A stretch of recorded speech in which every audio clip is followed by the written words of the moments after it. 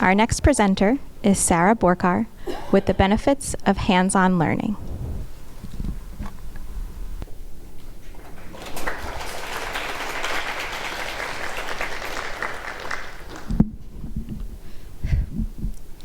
Think to yourself the last time you learned something. It could be a fact, a lesson, or even an entire skill. Now, think about how you learned this.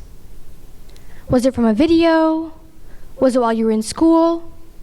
Was it from a book? Most of the time, where I'm supposed to learn something, I'm in a classroom, staring at a whiteboard. I quickly learned that for me, this isn't the best way to learn. Instead, I learn best by doing something interactive, or hands-on. But how can hands-on learning be beneficial for you? Studies show that hands-on learning improves focus, increases the retention of new information, and can help you discover new things about yourself. Let's start by talking about the place I spend the most time in, school. After navigating my way through the hallways, trying not to get pushed around like a punching bag, I found my way to science class. Feeling exhausted, having experienced countless assignments and tests that day, I noticed my classmates seemed to feel the same way as well. The teacher's words turned into a blur to my ears, and I couldn't comprehend what she was saying at all. She began the lesson on the board, instructing the class to take notes. My mind drifts into space. I'm sure many of you have been in a similar situation. However, she then transitioned from notes to instructions. What caught my attention was when she mentioned the word lab. Then I became all ears. We were beginning a group project in which we had to construct a greenhouse, in which we had to keep a few plants alive inside. I started to feel excited. After being assigned our group members, we were told to get to work. The previous monotonous and apathetic classroom transformed into a fun, lively learning environment for everyone there.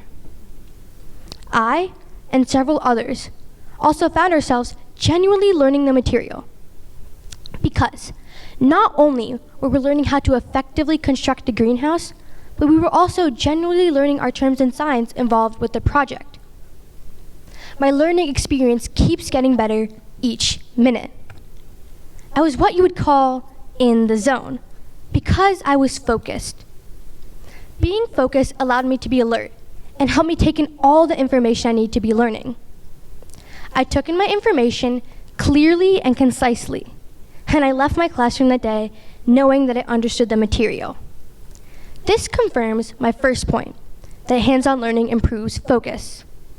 When we are physically engaged in an activity, it requires a more active method of learning, thus requiring more focus. When looking at retention rates of other presentation styles versus hands-on learning, studies show that learners only retain their information at a rate of 5% when passively interactive with learning. For example, lectures or even reading. On the other hand, people who participate in hands-on activities retain their information at a rate of 75%. When listening to someone speak for a long time in an uninteresting environment, such as an uneventful classroom, it tends to get a little boring, and many students focus on the clock rather than paying attention. So, what is the science behind this? When learning, a crucial part of it is our retention rates and whether or not we are focused. A primary part in our brain that deals with this is the amygdala. The amygdala is often in control of our emotions. It separates our experiences into positive and negative ones. When the amygdala encounters boring information, the brain ignores it and directs its attention to something of more interest. However, despite the experience being the same, despite the environment being the same, the experience depends on the activity you are actively doing. When involving yourself in something interactive, you are more alert and truly engaged in what you are doing. Your brain views this as a positive experience.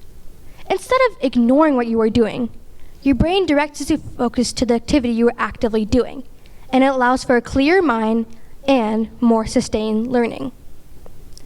Not only do hands-on experiences allow you to grasp the information you are working with, both literally and figuratively, but it provides you with a window into how you learn and how you react in certain situations.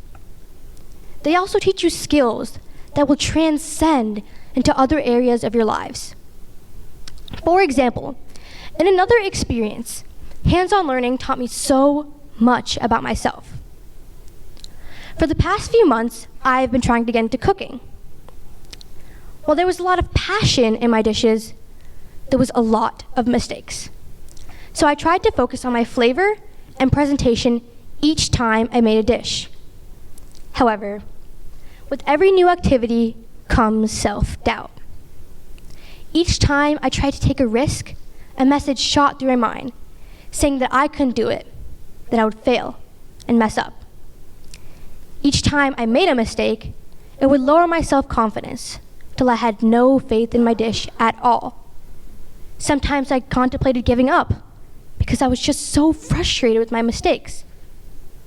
However, as I began to practice on aspects of my dishes more and more, cooking began to teach me a few things. First, it taught me to be patient and to not give up, even when I seemed to have messed up the dish. While I was cooking, I got frustrated a lot with my mistakes, and a lot of the time that led to my errors. Each time I was patient, I slowly gained more confidence. Later on, I took a risk to try other cuisines that I'd never even known about before. Usually what I would do is find a country I don't know a lot about and just make a dish from there. A big turning point in my cooking was when I had made a dish called æbleskiver from Denmark, a popular snack there. It was the first dish, in my opinion, that I had succeeded in making a delicious snack. Because of this, a rush swirled through me, and I began to feel much more confident while cooking. The more faith I had in my food, the more it reflected in the final product. Another thing that cooking taught me was to be neat in my workspace. Now, I am certainly not an organized person, and I think if you see my old school folder, you'll see why.